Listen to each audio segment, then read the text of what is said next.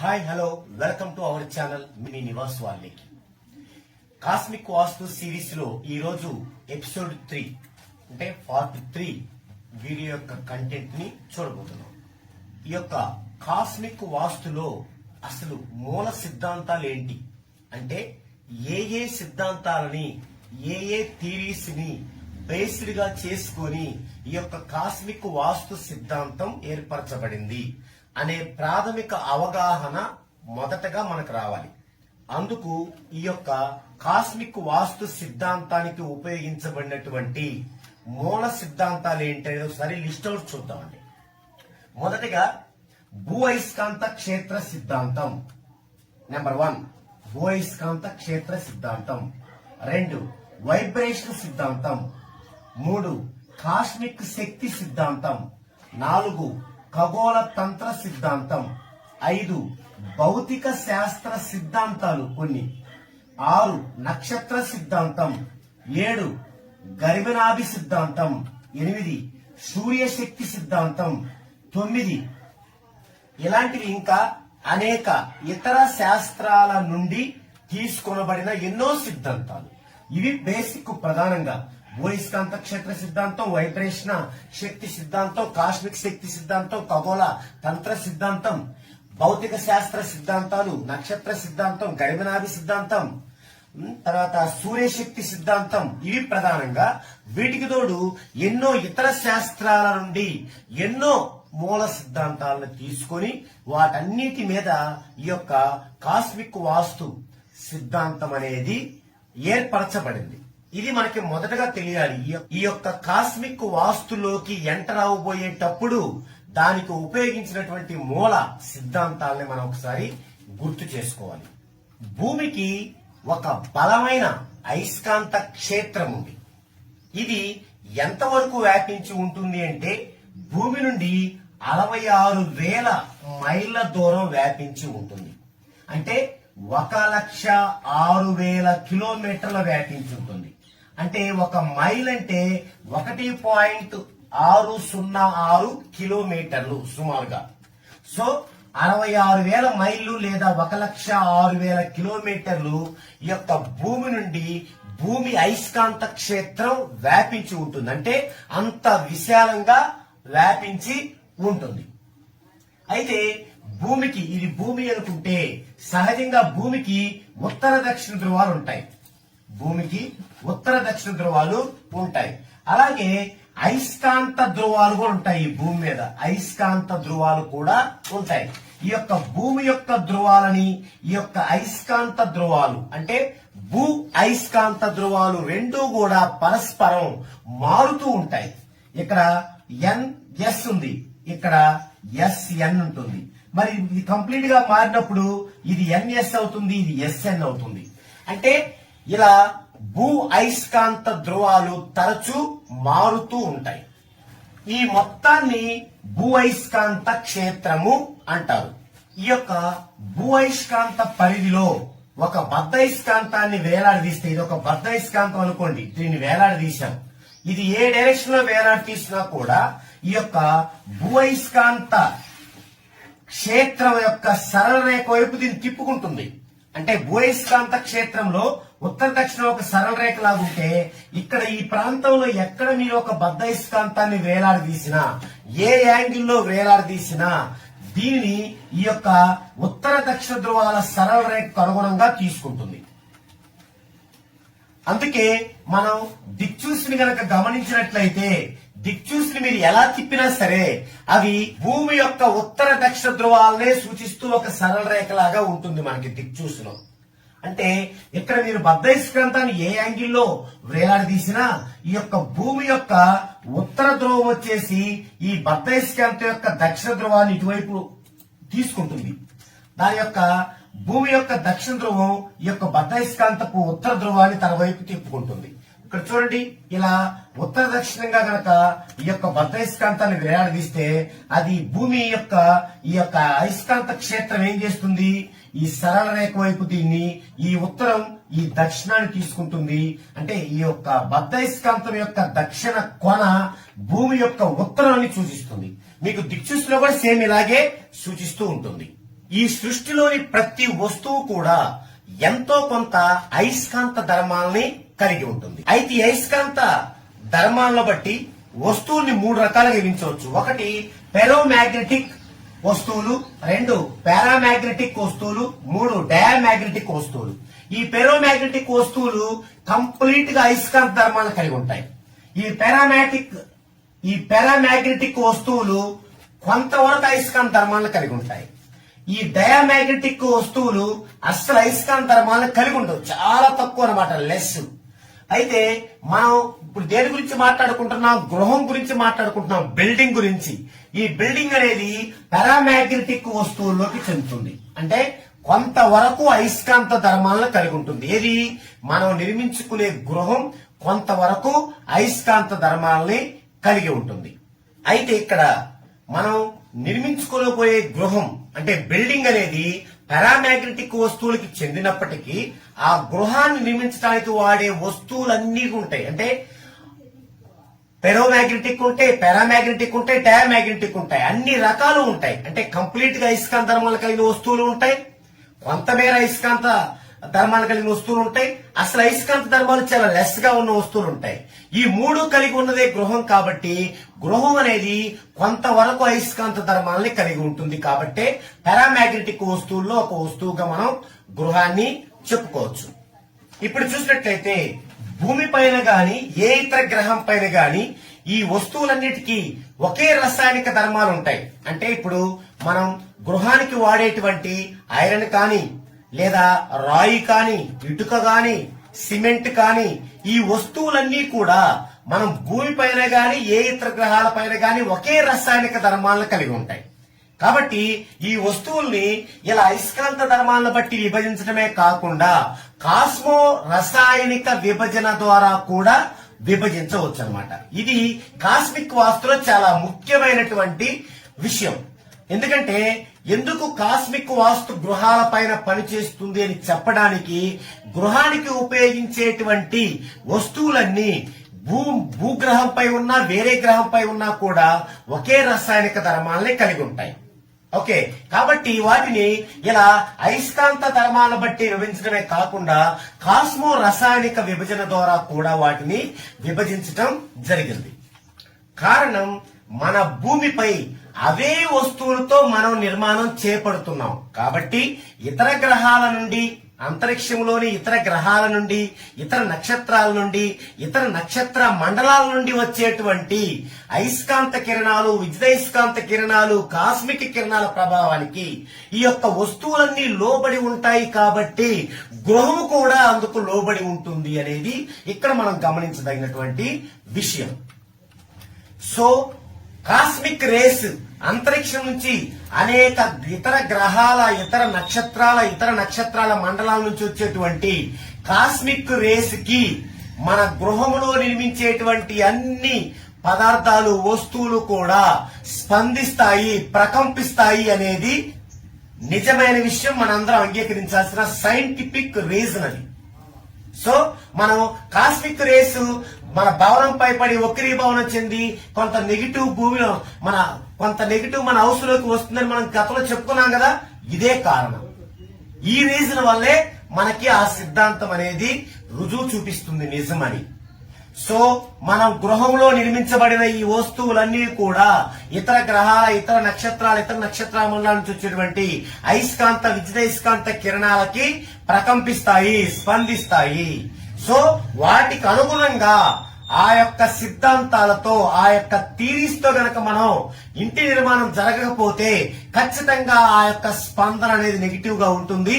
అదే వాస్తు దోషము.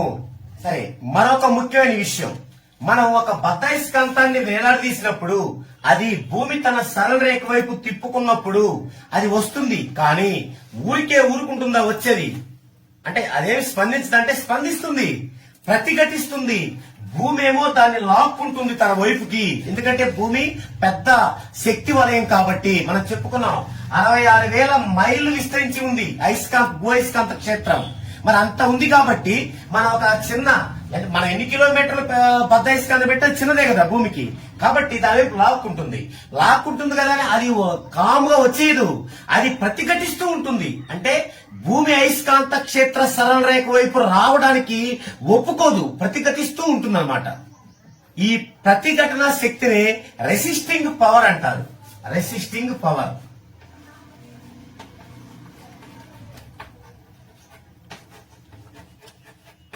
Resisting power అంటారు. ఈ యొక్క రెసిస్టింగ్ పవర్ అంటే ప్రతిఘటన శక్తి అనేది దేనిపైన ఆధారపడి ఉంటుంది అంటే ఆ యొక్క బద్ధయస్కాంత వాల్యూమ్ పై ఆధారపడి ఉంటుంది. అంటే ఘన పరిమాణంపై ఆధారపడి ఉంటుంది. ఒక చిన్న బద్ధయస్కాంతం ఉంది, పాప ఏం చేయగలదు, అంత ఎక్కువ ప్రతిఘటన శక్తి ఉండదు. అదే పెద్దది బద్ధయస్కాంతం, పెద్ద బద్ధయస్కాంతం, సో కొంత రెసిస్టింగ్ పవర్ ని చూపిస్తుంది. అంటే దాని యొక్క వాల్యూమ్ పెరిగేకుంది, అంటే ఘన పరిమాణం పెరిగేకుంది ఏమవుతుంది, భూ అయస్కాంత క్షేత్ర సరళ రేఖ వైపు దాన్ని లాక్కుంటున్నప్పుడు దాని ప్రతిఘటన శక్తి కూడా ఎక్కువ ఉంటుంది. అది ఎలాగ తప్పదు, ఎందుకంటే భూ అయస్కాంత క్షేత్రం చాలా పెద్దది కాబట్టి. కానీ ఆ వెళ్లే టైంలో కొంత రెసిస్టింగ్ పవర్ ను కూడా అది చూపిస్తుంది. అది దేనిపై ఆధారపడి ఉంటుందంటే ఆ యొక్క బద్ధయస్కాంతం యొక్క వాల్యూమ్ పై, ఘన పరిమాణంపై ఆధారపడి ఉంటుంది. ఇంకా ఈ అయస్కాంతం, ఈ బద్ధయస్కాంతం యొక్క ఇంటెన్సిటీ ఆఫ్ మ్యాగ్నెటిజం పై కూడా ఆధారపడి ఉంటుంది. అంటే కేంద్రీకరణ శక్తి దానిపై కూడా ఆధారపడి ఉంటుంది. అదే ఈ బద్ధయస్కాంతాన్ని ఇలా క్రాస్ గా కాకుండా మనము ఉంచడమే కరెక్ట్ గా భూ అయస్కాంత క్షేత్ర సరళ రేఖకి కరెక్ట్ గా ఉంచామనుకోండి, అంటే ఇలా ఉంచడం ఇలా కాకుండా ఈ విధంగా కరెక్ట్ గా ఉంచామనుకోండి, అప్పుడేమవుతుంది, భూ అయస్కాంత క్షేత్ర శక్తి ఉంటుంది, తర్వాత బద్ధయస్కాంతం యొక్క ప్రతిఘటన శక్తి ఉంటుంది. కానీ ఈ ఉత్తర దక్షిణాలు అనేవి మారడం ఉండదు. ఎందుకు, కారణం ఏంటి, దీని యొక్క ఘర్షణ శక్తి, దీనికి ఘర్షణ శక్తి తోడవుతుంది.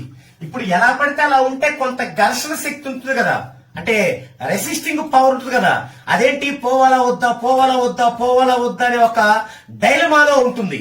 అప్పుడే కొంచెం కంపనాలు జరుగుతూ ఉంటుంది, కంపనాలు కంపిస్తూ ఉంటుంది. అదే మనం భూ అయస్కాంత క్షేత్ర సరళ రేఖకు కరెక్ట్ గా ఉంచితే, కరెక్ట్ గా అంటే 0 degrees లో, రెండు సరళ రేఖల మధ్య 0 degrees ఏముండదు, అలా గనక ఉంచితే ఏమవుతుంది, అక్కడ ఘర్షణ శక్తి అనేది న్యూట్రల్ అవుతుంది. ఆ ఘర్షణ శక్తి న్యూట్రల్ అవడం వల్ల ఇది కరెక్ట్ గా పర్ఫెక్ట్ గా ఉంటుంది అనమాట. Okay, yes. ఇప్పుడు మనం మన రూట్ లోకి వచ్చాం. ఏంటది, మనం నిర్మించే గృహమే ఈ యొక్క బద్ధయస్కాంతం లాంటిది. మనం నిర్మించే గృహం ఒక అయస్కాంతం లాంటిది, బద్ధయస్కాంతం లాంటిది.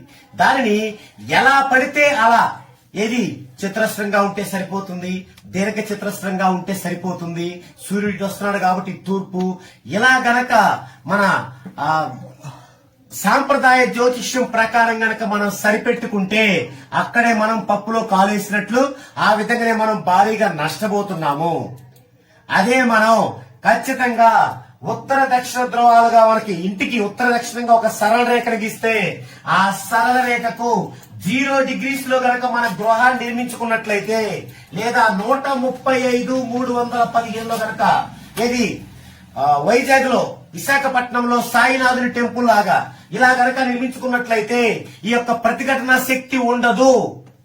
ఖచ్చితంగా మనకి సరళ రేఖకి సమాంతరంగా ఉంటుంది. సరళ రేఖ 0 degrees లో ఖచ్చితంగా ఉంటుంది. అలాంటప్పుడు ఆ ఇంటికి ఏ దోషాలు ఉండవు, ఆ యజమానికి ఏ ప్రాబ్లమ్స్ ఉండవు. ఇదే మనం చెప్పుకునే కాస్మిక్ వాస్తు థియరీ మొత్తానికి మూలం ఇదే. అయితే ఇక్కడ అందరికీ కూడా ఇలా 0 degrees లో గృహాన్ని నిర్మించుకోవటం సాధ్యపడదు. అందరికీ 0 degrees లో గృహాన్ని నిర్మించుకోవటం ఆయా సైట్లు బట్టి, క్షేత్రాలను బట్టి సాధ్యపడదు. మరి అలాంటప్పుడు ఏం చేయాలి అంటే, ఇది ఒక గృహం ఒక బద్ధయస్కాంతం అనుకున్నాం కాబట్టి దీన్ని మనం భూమి పైన నిర్మించేటప్పుడు ఏం చేయాలి, ఒకటి ఉత్తర దక్షిణంగా ఒక రేఖ గీసుకుంటే దానికి 0 degrees లో ఉండాలి. లేదంటే ఏమవుతుంది, అది ఆ గృహాన్ని ఆ సరళ రేఖ భూ అయస్కాంత క్షేత్ర సరళ రేఖ తన వైపు ఆకర్షించుకుంటున్నప్పుడు దీని నుంచి కొంత ప్రతిఘటన శక్తి వస్తుంది కదా, అయస్కాంతమే కాబట్టి ప్రతిఘటన శక్తి వస్తుంది కదా. వస్తున్నప్పుడు ఏమవుతుంది, ఈ భూమి యొక్క విద్యుదయస్కాంత క్షేత్ర సరళ రేఖకి దాని యొక్క ప్రతిఘటన శక్తికి మనం సమతుల్యం చేయాలి. ఆ సమతుల్యం చేయటానికి ఎంత వాల్యూమ్ కావాలి అంటే ఆ ఇల్లు ఎంత వాల్యూమ్ లో నిర్మించుకోవాలి, ఎంత ఘన పరిమాణంలో నిర్మించుకోవాలి, ఇదే మనం విస్మరిస్తున్న విషయం. మన యొక్క సాంప్రదాయక వాస్తు సిద్ధాంతం ప్రకారం ఏం చేస్తున్నాం మనం, టూకీగా ఎప్పుడో ఒక 100 సంవత్సరాల క్రితం అప్పటి కాలంలో ఉన్నటువంటి ఆ యొక్క కొద్ది జ్ఞానం ఉన్న మనుషులకి అర్థమయ్యేలా చెప్పిన మన పెద్దలు చెప్పిన ఆ సిద్ధాంతాలనే మనం ఇంకా పాటించడం వల్ల ఇది మిస్ అవుతున్నాం. ఏంటి, భూ అయస్కాంత క్షేత్ర రేఖకు సమాంతరంగా లేదా 0 డిగ్రీస్ లో గృహాన్ని నిర్మించలేనప్పుడు మరి ఎన్ని డిగ్రీల్లో గృహాన్ని నిర్మిస్తున్నామో దాన్ని బట్టి ఆ గృహం యొక్క వాల్యూమ్ ఘన పరిమాణం ఎంత ఉండాలి, ఇది మీరు ఏ యొక్క ప్లానర్ ద్వారా అంటే ఇళ్ల ప్లాన్ ఇచ్చే ఏ ప్లానరు దాన్ని ఊహించలేరు, క్యాల్కులేషన్ చేయలేరు. అలాగే సాంప్రదాయక వాస్తు సిద్ధాంతులు ఎవరూ కూడా దాన్ని క్యాల్కులేట్ చేయలేరు. దాన్ని కేవలం కాస్మిక్ వాస్తు సైంటిఫిక్ గా చేయగలిగిన వాళ్ళు మాత్రమే దాన్ని చేయగలరన్నమాట. అలా చేయనప్పుడు ఏమవుతుందంటే మనకి డబ్బు బాగా ఉంది, ఆ హోదా కోసం 2 అంతస్తులు 3 అంతస్తులు 50 అంతస్తులు వేస్తున్నాం. ఒక 5-6 సెంట్లలో మనం దాదాపుగా ఒక 20-30 ఫ్లాట్లు వేస్తున్నాం బిజినెస్ కోసం. దానివల్ల అది కట్టించడమే కాకుండా అందులో నివాసం ఉండే వాళ్ళకు కూడా ప్రాబ్లం అవుతుంది అనమాట. సో ఈ విధంగా మనం ఆ యొక్క ఎంత ఘన పరిమాణం గల ఇల్లు ఉండాలనేది కూడా చాలా ముఖ్యమైన విషయం. మరి దాన్ని ఎలా క్యాల్కులేట్ చేస్తాం? ఓకే, మరి మనం ఒక గృహాన్ని బద్ధయస్కాంతంతో మనం భావించాం. అలాంటప్పుడు ఈ పెద్ద భూమి మీదనే కదా ఏది 66,000 మైళ్ళ వరకు అయస్కాంత క్షేత్రం వ్యాపించిన ఈ పెద్ద విశాలమైన భూమి పైన చిన్న బిందువు లాంటిది మన హౌస్. మరి మనం చెప్పుకున్నాం ఏమని, దాని యొక్క ఘన పరిమాణం గనక తక్కువ ఉంటే ఏమవుద్ది, ప్రతిఘటించలేదు అంటే రెసిస్టింగ్ పవర్ అనేది ఉండదు ఆ యొక్క బద్ధయస్కాంతానికి కానీ భూమికి కానీ. మరి అప్పుడు ప్రతిఘటనా శక్తి కోల్పోతుంది. అలా కోల్పోయినప్పుడు ఆ యొక్క చిన్న ఘన పరిమాణం కలిగినటువంటి ఆ హౌస్ ఎంత ఘన పరిమాణం మేర కలిగి ఉంటే ఆ యొక్క భూ అయస్కాంత క్షేత్ర ఘర్షణని తట్టుకోగలదు అంటే దానికి ఫార్ములా ఇది, V=8d3tan⁴. భూమి మీద నిర్మించేటువంటి గృహము యొక్క శక్తి దాని ఘన పరిమాణంపై ఆధారపడి ఉంటుంది. అయితే దాని యొక్క ఘన పరిమాణం ఎంత ఉండాలి ఆ శక్తిని తట్టుకోవాలంటే, V=8d3tan⁴. ఇక్కడ V అంటే ఘన పరిమాణం, ఏది ఆ గృహం యొక్క ఘన పరిమాణం. దీన్ని ఘన సెంటీమీటర్ లో కొలుస్తాం. D అంటే ఉత్తర సరిహద్దు వరకు గోడ అవతల వరకు అనమాట. అంటే ఇక్కడ దక్షిణం నుంచి మొదలు పెట్టుకొని ఈ ఉత్తర సరిహద్దు గోడ అవతల వరకు ఇక్కడ దాకా అనమాట. ఇక్కడ దాకా ఉన్న పొడవు అది మనం సెంటీమీటర్ లో కొలుస్తాం. ఆల్ఫా అంటే ఉత్తరం నుండి గృహం యొక్క కోణం, యాంగిల్. అంటే ఇది గృహం, ఈ గృహంలో ఉత్తర దక్షిణాలు కలుపుతూ గీసే రేఖ ఇది. కానీ భూయస్కాంత సరళ రేఖ ఇలా ఉందనుకోండి, ఎలా తెలిసింది మనకి భూయస్కాంత సరళ రేఖ అలా ఉందని? ఇక్కడ దిక్చూసిని కనుక పెడితే ఈ రేఖ వచ్చింది. ఈ రేఖకి మనం హౌస్ లో గీసుకుంటాం ఉత్తర దక్షిణాల నుంచి. ఈ రెండింటి మధ్య ఈ ఉత్తరం నుంచి కొలుచుకోవాలి. ఇది కోణమాన్ని డిగ్రీలు ఉంటాయి దీనిలో. ఇది ఈ ఉత్తరం నుంచి 0 నుంచి కొలుచుకుంటే కొలుస్తున్నాడు ఆ కోణం. అది 0 అయితే నో ప్రాబ్లం. ఒకవేళ 0 కాకపోతే ఇక్కడ మనకి ఆల్ఫా వస్తుంది. ఫర్ ఎగ్జాంపుల్ ఆల్ఫా వచ్చేసి ఓకే 45 డిగ్రీస్ అనుకుందాం. ఈ యొక్క డిస్టెన్స్ వచ్చేసి 250 సెంటీమీటర్స్ అనుకుందాం. ఇప్పుడు ఫార్ములా ప్రతిక్షేపిస్తే 8 × 250 హోల్ క్యూబ్ tan 45 డిగ్రీస్. ఇప్పుడు 2 × 250 హోల్ క్యూబ్ అంటే 250 3 సార్లు యాక్స్ వేయాలి. 250 × tan 45 1.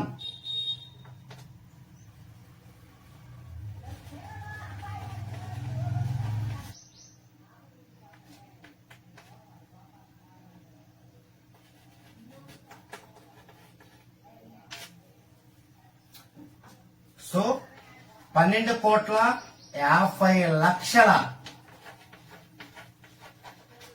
ఘన సెంటీమీటర్ల వాల్యూమ్ కలిగినటువంటి హౌస్ ని మనం నిర్మించుకున్నట్లయితే మనకి వాస్తు పరంగా పర్ఫెక్ట్ గా ఉన్నట్లు. అంటే మనం ఏం చేయాలి, ఒక గృహాన్ని నిర్మించుకునేటప్పుడు ఆ గృహం యొక్క ఘన పరిమాణం ఎంత ఉండాలి అనేది మనం క్యాలిక్యులేషన్ వేసుకొని ఇంత ఘన పరిమాణంలో మనకు కావాలి అని అప్పుడు ఆ ఇంజనీర్